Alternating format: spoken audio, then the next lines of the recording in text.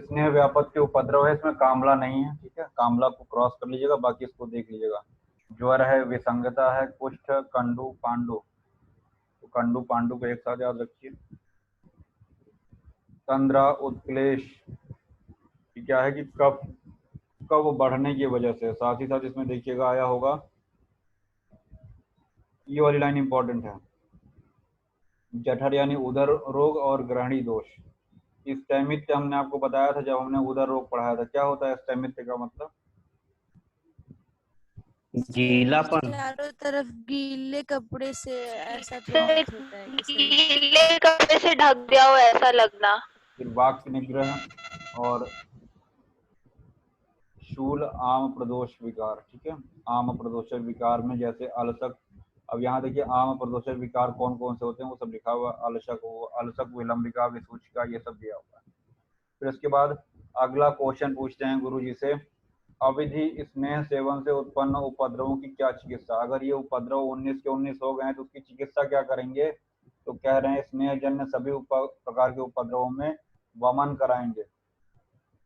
एक छोटा जो हमको कॉन्सेप्ट समझ में आता है, अगर आपने स्नेहन ज्यादा दे दिया तो कौन सा दोष बढ़ा दिया आपने?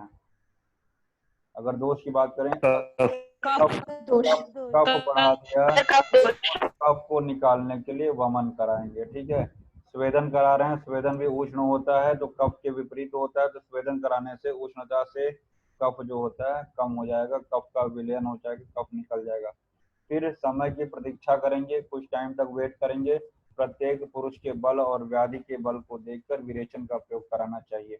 मतलब रोगी का बल इत्यादि की परीक्षा करके देखेंगे। उल्लेखनम का मतलब हुआ वमन, स्वेदन का हमने मतलब आपको बता दिया।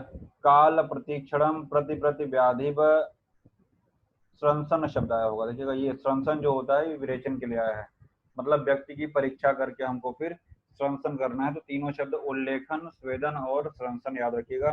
साथ ही साथ तक्रारिष्ट आया हुआ है, तो रुक्षपान, रुक्ष आहार देंगे तभी तो स्निग्ध का विलोम होगा। हमने आपको इसीलिए बहुत फोकस किया था सूत्र 1 में सामान्य विशेष सिद्धांत पे, और बताया था कि पूरा का पूरा आयुर्वेद स्मूथली जो होता है वो सामान्य विशेष सिद्धांत पर ही चलेगा, ठीक है।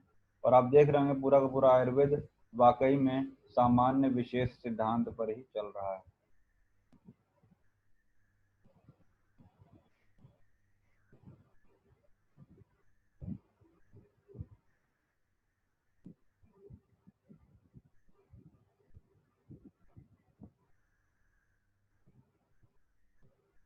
तो तक्रारिष्ट याद रखिएगा, रुक्ष अन्नपान और मूत्राणाम त्रिफलायाश्च, मूत्राणाम मूत्रों का प्रयोग और त्रिफला का सेवन, है ना, मूत्र का प्रयोग और त्रिफला। वहां पे आपको याद होगा मूत्र भी उष्ण, जो हम लोगों ने सूत्र 1 में 8 मूत्र पढ़े थे वहां मूत्र का एक सामान्य गुण बताया था।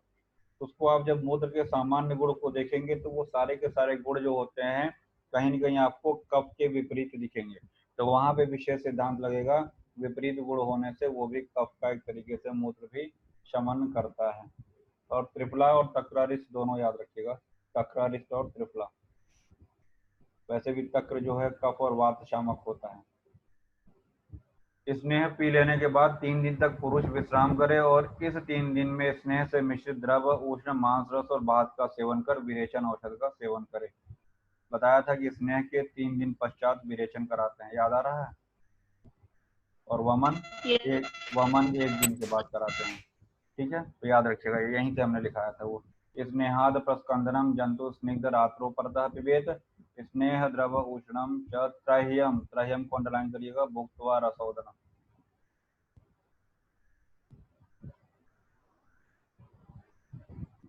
ये आपको बता चुके हैं, वही वाला जो चार्ट था, नहीं पोस्ट वाला जो लिखाया था वही वाला है।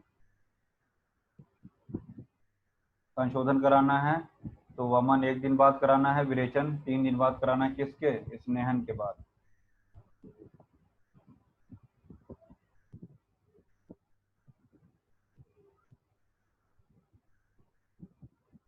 विचारणा के योग्य, विचारणा केशु योज्या विधना केन तत्प्रभो। जो व्यक्ति स्नेह से द्वेष रखता है, जो हम लोगों ने 24 प्रविचारणाएं पढ़ी थी, याद आ रहा है? 24 प्रविचारणाएं आपको बताई थी, और फिर रसों के विभिन्न भेद से 63 और एक अक्ष को मिला के 64 हो जा रहा था। ये लास्ट लेक्चर में हमने आपको बताया था कल शाम को। तो स्नेह से जो द्वेष करता हो सदा स्नेह का सेवन करता हो, और जिस पुरुष कोष्ठ मृदु है, जो व्यक्ति क्लेश को सहने में क्लेश सहा आया होगा, क्लेश को सहने में, और क्लेश को सहने वालों को कौन सा स्नेह देते हैं? घृत तैल व सामज्जा से। क्लेश सहा किस में आया था?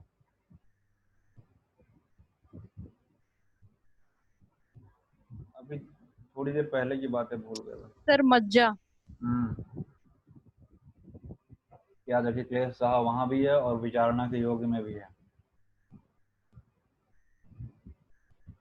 तद्य स्नेहन पंच प्राशद की पेया की कल बात किए थे हम लोग। पंच प्राशद की पेया में क्या क्या है? क्षीर है ना, और उड़द का प्रयोग किया गया। क्षीर सिद्धो बहु स्नेह, माश उड़द के लिए आया हुआ है। तो फिलहाल आप पंच प्राशद की पेया की बात केवल करेंगे कि पंच प्राशद की पेया के सेवन से सद्य स्नेहन मतलब तुरंत का तुरंत स्नेहन हो जाता है, शीघ्रता से हो जाता है। फिर अगले श्लोक में 90 में बता रहे हैं कि इस पंच प्राशद की पेया में क्या क्या है। चारों स्नेह, साथ में चावल एक एक, मतलब चावल के साथ में इन चारों स्नेह को, इसीलिए इसको पंच प्राशद की, इन पांचों को एक एक प्रस्तुत ले रहे हैं। प्रमाण एक एक प्रस्तुत रहेगा, एक प्रस्तुत घृत, एक प्रस्तुत तैल, एक प्रस्तुत वसा, एक प्रस्तुत मज्जा और एक प्रस्तुत चावल को लेकर बनाई गई पेया को पंच प्राशद की पेया कहते हैं। ठीक है ना। ऐसे हम लोग पंच प्राशद की बस्ती पढ़ेंगे आगे, है ना, सिद्धि स्थान में। फिलहाल आगे देखते हैं। विशिष्ट रोगों में निषेध। स्नेहनार्थ कुछ द्रव्यों का विशिष्ट रोगों में निषेध क्या क्या है? कुष्ठ, शोथ, प्रमेह से पीड़ित रोगियों को ग्राम में आनूप और जलीय मांस, गुड़, दही, दूध और तिल का प्रयोग स्नेहन करने के लिए नहीं करना चाहिए। ठीक है। तो शोथ और प्रमेह वैसे ही क्या है, आपने देखा होगा प्रमेह का अगर हम लोग निदान पढ़ते हैं, आस्या सुखम स्वप्न सुखम दधी निग्राम में उदक आनो रस प्यांस गुणान न पानम नव, ऐसा कुछ करके पढ़ते हैं ना। तो दही गुड़ ये सब क्या है? प्रमेह का निदान है। जब उससे प्रमेह बढ़ ही रहा है तो हम इन सब चीजों का सेवन क्यों कराएंगे? बस इतना भी कॉन्सेप्ट अगर याद रखेंगे तो याद रहेगा कि ग्राम में और जलीय आनूप मांस का, ग्राम में आनूप और जलीय मांस का सेवन, गुड़, दही, दूध और तिल का प्रयोग कुष्ठ, शोथ और प्रमेह के रोगियों के लिए नहीं करना है। कुष्ठ आदि रोगों में स्नेहन की विधि। उपर्युक्त तीनों में कुष्ठ, शोथ, प्रमेह रोग में क्या करना है? ध्यान दीजिएगा, इंपॉर्टेंट है। रोग विकार न पैदा करने वाले लाभप्रद औषधियों से सिद्ध स्नेहन करना चाहिए। पिप्पली, हरितकी और त्रिफला। याद रखिएगा, यहाँ पे हमने कुछ लिखा हुआ है। तो चक्रपाणी ने चरक के इस श्लोक पे जब टीका लिखी तो उन्होंने इन तीनों व्याधियों में अलग अलग, चरक ने तो एक साथ लिख दिया पिप्पली, हरितकी और त्रिफला का सेवन, लेकिन चक्रपाणी ने बताया कि कुष्ठ में पिप्पली, शोथ में हरितकी और प्रमेह में त्रिफला का सेवन। यहाँ आया हुआ है विमर्श में। तो याद रखिएगा, चक्रपाणी ने बताया कि कुष्ठ में पिप्पली के साथ, शोथ में हरितकी के साथ और प्रमेह में त्रिफला के साथ। ठीक है, जैसे लिखा हुआ वैसे लिख लीजिएगा। ये स्नेहन कराने का विधि है।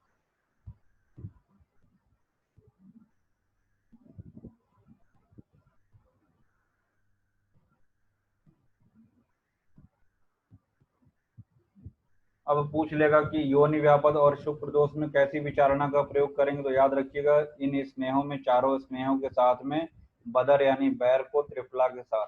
तो क्वेश्चन पूछ सकता है पीजी एंट्रेंस में कि शुक्र रोगों में और योनि व्यापद में विचारणा के लिए प्रयोग करेंगे स्नेह के साथ में बदर और त्रिफला का। ठीक है ना, बैर और त्रिफला का प्रयोग करेंगे योनि व्यापद और शुक्र दोष। शायद समाप्त हो रहा है। एक जैसे आपको पंच प्राशद की पेया बताया, वैसे ही कल बताया था कि लवण का, सलवण स्नेह का गुण, यानी कि लवण का प्रयोग अगर स्नेह के साथ में करेंगे तो लवण कैसा होता है? अभिसंधि, अरुक्ष होता है, सूक्ष्म, उष्ण और व्यवाही होता है। यहीं पर हमने आपको व्यवाही की परिभाषा बताई थी कि व्यवाही द्रव्य जो होते हैं पहले पूरे शरीर में फैल जाते हैं, तब उनका पाचन होता है। ठीक है, व्यवायित्व अखिलम देहम व्याप्त तत्पाकाय कल्पते, ऐसा हम लोगों ने पढ़ रखा है। तो व्यवायी होता है लवण, यहाँ पे आया हुआ है चरक में। ठीक है, श्लोक में आया हुआ है। व्यवाय अलग होता है, व्यवाय और व्यवायी में अंतर होता है। समय के साथ साथ सारे टर्मिनोलॉजी को आप सीख जाएं। फिर यहाँ पे चंद्रभागिना हमने बताया था आपको, पुनर्वसु की माता का नाम चंद्रभागा था, इसीलिए इनको चंद्रभागी हुई बोलते हैं। ठीक है, तो स्टार्टिंग में जब हम चरक सूत्र स्टार्ट किए थे तो वहीं पे हमने आपको बताया था। इस प्रकार स्नेह अध्याय में कुल 25 प्रश्नों की बात की गई है। इसके बाद आता है अगला चैप्टर स्नेह के बाद स्वेदन। तो जो पंचकर्म का जो पूर्व कर्म होता है उसमें स्नेहन के बाद हम लोग बात करेंगे स्वेदन की। यहाँ पे लेक्चर को विराम देते हैं।